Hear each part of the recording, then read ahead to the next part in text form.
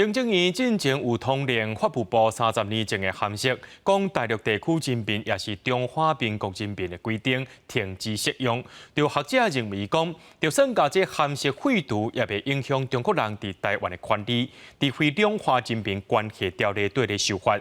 不过，陆委会回应讲，目前是无修法的必要。另外，行政院也已经通过这国赔法修正草案，等立法院来审议。这内容也就是讲，只要伫台湾受到侵害，无论是虾米国家的民众，拢会当签国赔。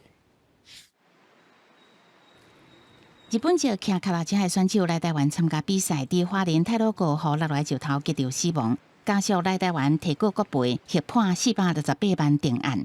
中国籍姓钱的查甫人，真侪年前来台湾骑脚踏车环岛，骑到高雄路顶，和楼顶的路顶颠着死亡。法官引用法务部30多年前函释，认定大陆地区人民也是中华民国人民，一审判国赔463万，专案也未确定。不过，这项函释行政院认为无下时代，最近下令废止，让咧国赔爱赔无？那基于人权保障无国界的原则。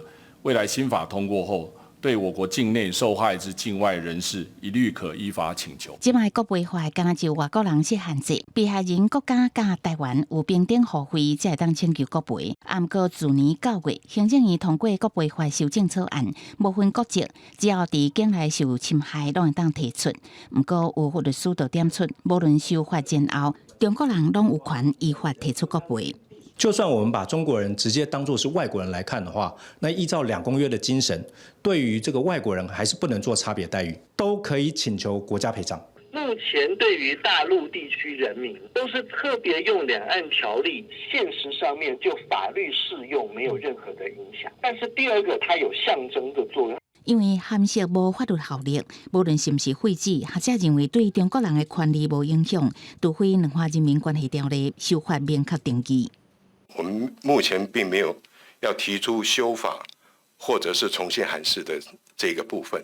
陆委会回应，目前无修法的拍算，即届行政院大动作废函释，学界甲法界人士认为，恐惊宣示的意义比法律实质的意义较大。记者综合报道。